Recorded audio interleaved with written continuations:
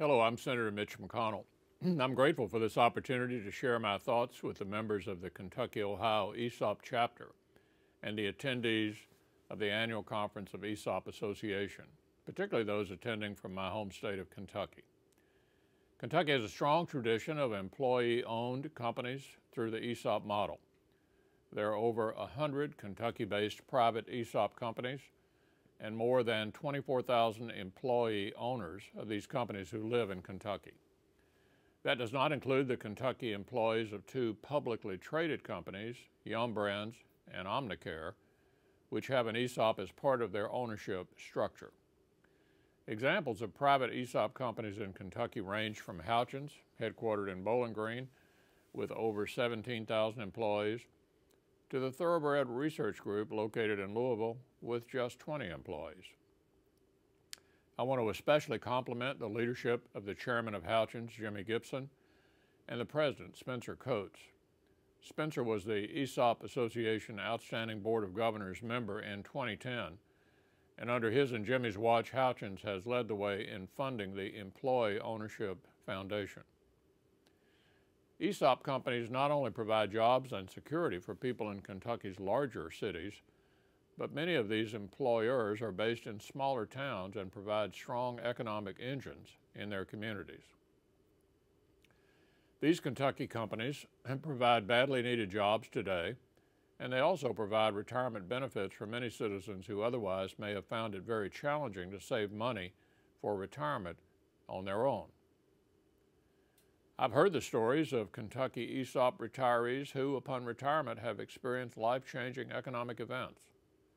I know of some ESOP retirees who are now able to live comfortably through retirement, while at the same time are able to help pay for their grandchildren's college education. This is truly what free enterprise coupled with employee ownership can do.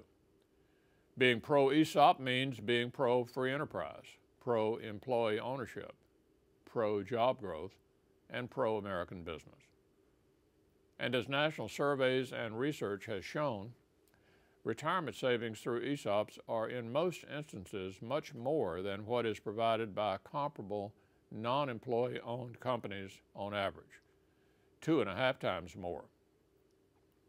In fact, the ability of ESOP companies in most instances to be more productive, more profitable, more sustainable at providing locally controlled jobs compared to similar companies has been documented for the past 25 years by respected researchers.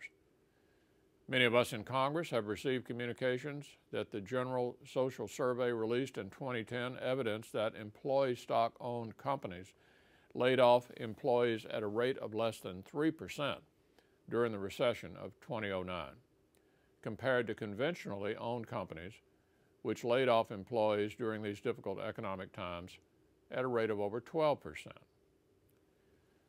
These statistics, and what I have seen firsthand in Kentucky with companies like Houchins, are seemingly ignored by this administration's Department of Labor.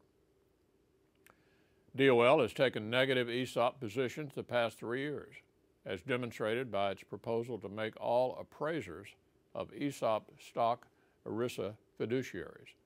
This position, if it became a final regulation, would reverse over 35 years of executive branch policy. At this time, we do not know what DOL is going to do with regard to its ESOP appraiser proposal.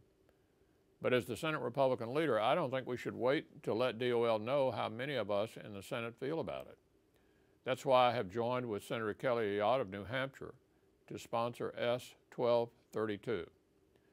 If DOL refuses to back off its proposal to mandate that ESOP appraisers be ERISA fiduciaries, this bill is a simple, powerful remedy. S. 1232 says, in a few words, ESOP appraisers are not ERISA fiduciaries. Let me assure you that I and others sponsoring S. 1232 did not prepare this bill for show. We are serious, and DOL should take notice. Now let me comment on tax reform, because I know that ESOPs and the value of ESOP accounts for employees are very much tied to how ESOPs are treated under our current tax laws. We all know that the tax laws are much too complex, and often put American businesses and employees at a disadvantage in the global economy. Congress should review all the tax law provisions when we review the tax code to make it more productive and easier to use. Among my Republican colleagues, there is a consensus that tax reform should not be used to raise taxes or to hurt our economy by imposing higher burdens on the businesses and people that are our economic engines. Here is how employee ownership through ESOPs should be reviewed in this process. ESOPs expand ownership of private property through stock. ESOPs are the essence of high-performing free enterprise economy, where there is great opportunity for those who work and who honor the values of work that have made our nation so strong.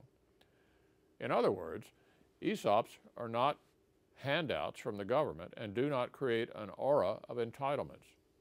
Because of these factors, I think you will see the tax reform process conclude with continued encouragement of more ownership by more Americans. But let me offer a word of advice.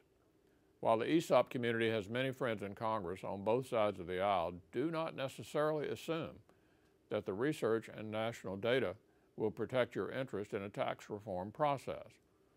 Members of Congress need to know firsthand from you how ESOP companies in their states and in their districts are essential to providing jobs for people they represent. So stay engaged in this dialogue. Show how you and your fellow employee owners are vital to the success of your companies, your community, your state, and our nation.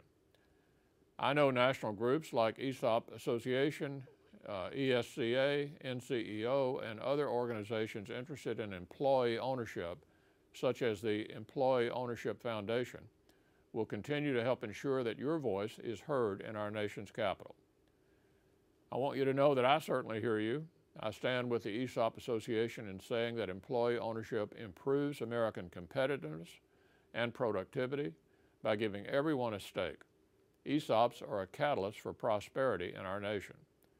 I thank you for permitting me to join you today, and I welcome the continued input of the ESOP community as we continue to work to make America strong. Best wishes for a productive and enjoyable conference.